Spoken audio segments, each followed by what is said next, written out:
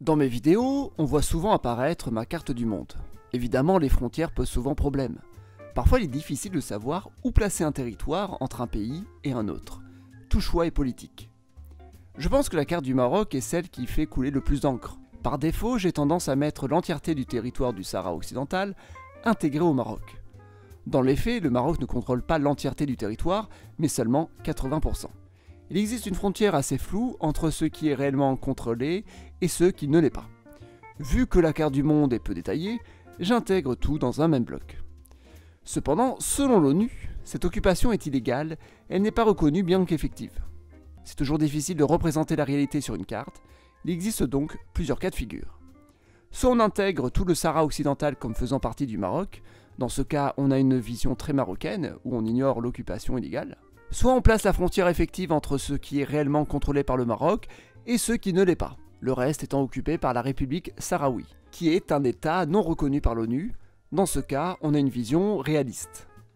Soit on met une frontière en pointillé, pour sous-entendre qu'il y a une frontière théorique selon l'ONU, mais que dans les faits, elle n'existe pas. C'est donc un mélange entre une vision de l'ONU et une vision réaliste. Soit on met une véritable frontière, dans ce cas on a une vision totalement onusienne qui ignore la réalité du terrain. Bref, dans cette vidéo on va faire un tour de différents territoires contestés, dont il est difficile de savoir par quel pays ils sont sous contrôle. Parfois même l'ONU n'a pas tranché. À cela s'ajoutent aussi les territoires qui sont des pays indépendants et non reconnus par l'ONU. Il existe une multitude de territoires contestés dans le monde, je vais éviter de tous les énumérer, je vais tenter de vous en proposer quelques-uns avec une variété de contextes. Numéro 1, Belize. Commençons par l'Amérique avec un cas très conflictuel. Le Belize est un petit pays anglophone en Amérique centrale, le Guatemala est juste à côté, le Guatemala reconnaît le Belize, et les deux pays sont membres de l'ONU. Ils sont d'ailleurs reconnus par l'ensemble des membres de l'ONU. Cependant, le Guatemala revendique la partie sud du Belize. Dans les faits, cette partie sud appartient au Belize, et sous contrôle du Belize, est reconnue comme étant au Belize par l'ONU. Dans tous les cas, le Guatemala a fait une demande à la Cour de justice internationale pour résoudre le conflit, mais il est peu probable que ça change quelque chose. Le sud du Belize restera au Belize. En tout cas, c'est un bon exemple de contestation où un pays revendique la moitié d'un autre pays. Numéro 2, Guantanamo. À Cuba, il y a encore une base américaine, celle de Guantanamo. C'est encore une fois un cas bien particulier. Les États-Unis ne revendiquent pas le territoire. Ils considèrent même qu'il est cubain et qu'ils ne font que louer le territoire à Cuba pour l'occuper. Dans les faits, les États-Unis payent l'allocation du terrain par chèque, comme prévu dans le contrat, qui avait eu lieu avant la révolution de 59. Cuba refuse d'encaisser des chèques. Vu que les États-Unis ne considèrent pas Guantanamo comme faisant partie de leur territoire, certaines réglementations ne sont pas en vigueur. C'est pourquoi a été construit en 2002 le camp de détention de Guantanamo. Ce camp peut pratiquer certaines tortures sur les prisonniers, normalement interdites aux États-Unis, vu que ce n'est pas aux États-Unis. C'est Cuba qui porte plainte auprès de l'ONU sur le comportement des États-Unis sur son propre territoire. Numéro 3, Malouines. Les îles Malouines appartiennent dans les faits au Royaume-Uni. L'Argentine, cependant, considère ces îles comme lui appartenant de droit. On le voit sur certaines cartes comme étant intégrées dans le territoire argentin. L'ONU considère les îles comme étant britanniques, mais les considère comme des territoires non autonomes. En 1982, l'Argentine a tenté d'envahir les îles. C'est la guerre des Malouines, où le Royaume-Uni a réussi à repousser le pays sud-américain. N'oublions pas que l'Argentine revendique aussi un morceau de l'Antarctique. Ce n'est pas le seul pays à avoir cette revendication, et aujourd'hui l'ONU considère que l'Antarctique ne peut appartenir à aucun pays. Numéro 4, les Guyanes. Ailleurs en Amérique du Sud, il y a des contentieux de frontières entre les 4 Guyanes, dont celle vénézuélienne. Souvent en se basant sur les fleuves. Par exemple, le Venezuela considère que tout ce qui est à l'ouest du fleuve Essequibo lui appartient. Dans les faits, c'est sous contrôle du Guyana. Entre la France et le Suriname, il y a une contestation au niveau de la frontière sud. 2 rivières se jettent dans le Maroni. On ne sait pas laquelle des deux est utilisée pour la frontière. Il y a donc un morceau d'Amazonie non peuplé revendiqué par les deux pays. Numéro 5, Sahara occidental. Maintenant, allons en Afrique pour voir un des cas les plus célèbres. Le Sahara occidental est inscrit par l'ONU comme étant un territoire non autonome, un peu comme les Malouines. Cela signifie que c'est un territoire qui devait être colonisé selon l'ONU. Pour les Malouines, c'est bien le Royaume-Uni qui est considéré comme la puissance qui gère le territoire. Par contre, pour le Sahara occidental, aucun pays n'est considéré comme administrant le territoire selon l'ONU. À l'origine, c'était l'Espagne qui était inscrite, mais depuis 1976, l'Espagne a déclaré qu'elle n'administrait plus le territoire. On est dans une situation bien compliquée. Dans les faits, depuis 1991, Le Maroc contrôle 80% du territoire. Et si on regarde sur les images satellites, il n'y a pas de poste frontière entre le Maroc de l'ONU et le Sahara occidental. Il suffit d'aller dans les principales villes du Sahara occidental pour y voir le drapeau marocain en grand. L'ONU considère que l'occupation marocaine est illégale. Si vous prenez une carte marocaine, le Sahara occidental est inexistant, il n'y a pas de frontière. Par contre, si vous prenez une carte algérienne ou cubaine, le Sahara occidental est un État totalement indépendant. Dans tous les cas, c'est un sujet très politique et sulfureux. Numéro 6, Maroc et Espagne. Évidemment, Ceuta et Melilla, qui appartiennent à l'Espagne, sont revendiqués par le Maroc. Gibraltar, qui appartient au Royaume-Uni, est revendiqué par l'Espagne. Numéro 7, triangle de Al-Ayeb. C'est un cas assez connu car bien insolite. Le triangle de Al-Ayeb est revendiqué par l'Égypte et le Soudan. Cependant, il est considéré que le pays qui possède le triangle ne peut pas posséder le Bir Tawil, et inversement. Le Bir Tawil étant justement un morceau de désert, il est important pour les deux pays de revendiquer le même territoire, le triangle. Ce dernier est un bel accès à la mer. Dans les faits, l'Égypte contrôle Al-Ayeb, et le Bir Tawil revient de facto au Soudan, mais ce dernier n'en veut pas. Le revendiquer serait renoncer au triangle. Il n'y a pas d'habitants de toute façon. Numéro 8, Mayotte. Mayotte a été colonisée par la France à partir de 1843. C'est un des premiers territoires africains colonisés par la France, quelques années après l'Algérie. C'est en 1886 que le reste de l'archipel des Comores est colonisé par la France. Mayotte et le reste de l'archipel sont intégrés dans un même territoire administratif par la suite. En 1974, la France organise un référendum pour savoir si les Comores veulent devenir un pays indépendant. Le référendum est remporté par la volonté d'indépendance à 94%. Le territoire aurait dû devenir indépendant sous la forme d'un seul pays, mais en regardant les résultats île par île, la France s'est rendue compte qu'à Mayotte, la population avait majoritairement voté contre l'indépendance. Mayotte est donc restée française en 1975, tandis que le reste de l'archipel a formé un pays. Le problème, c'est que la France a choisi au dernier moment de maintenir Mayotte en prenant en compte les votes dans les îles, ce qui n'était pas prévu. Le vote était à l'échelle de l'archipel.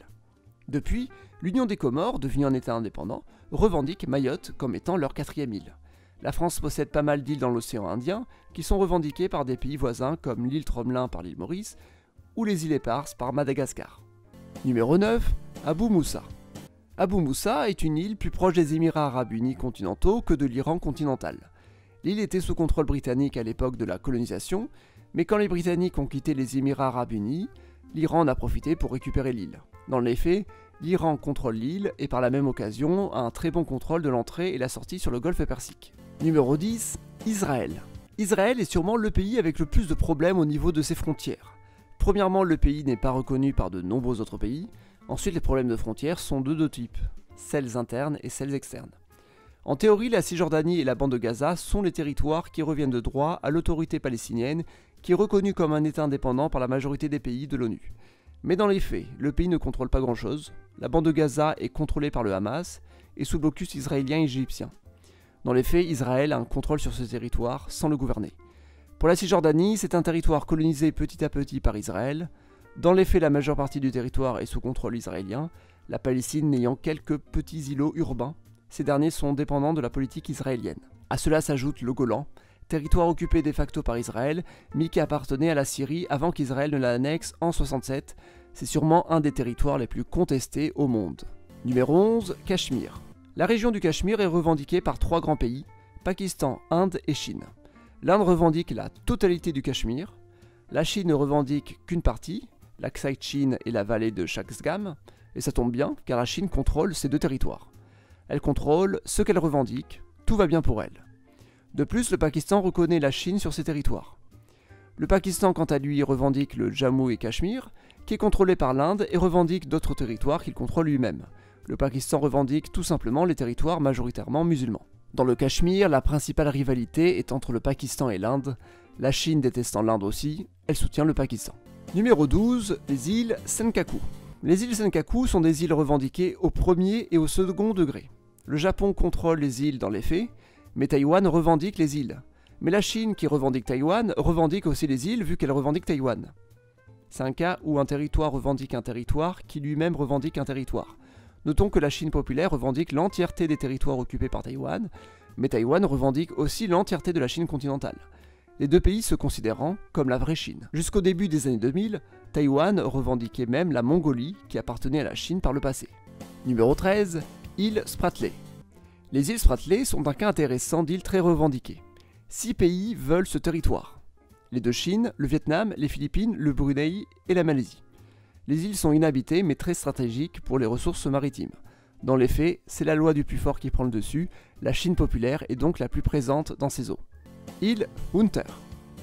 Il n'y a pas beaucoup de contestations en Océanie, mais j'ai trouvé le cas de l'île Hunter, litige lié à la colonisation. L'île était liée au Vanuatu avant son indépendance de la France et du Royaume-Uni. Après son indépendance, la France a directement récupéré l'île, le Vanuatu la revendique.